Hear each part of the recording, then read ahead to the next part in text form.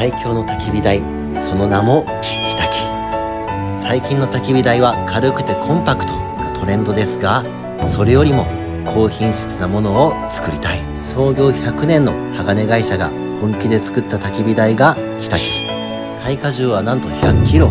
どっしりとした安定感、耐久性にもこだわり長く使える一品。焚き火を楽しんでほしい。焚き火料理を思う存分やってほしい。そんな思いから素材からこだわり抜かれたパーツの数々。料亭などでも使われる御嶽山の溶岩プレート。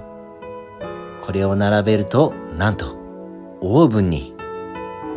焚き火だけでなく同時にいろんな調理が楽しめます。ショート動画では尺が足りないこだわりの塊、山一火焚き、いかがでしょうか。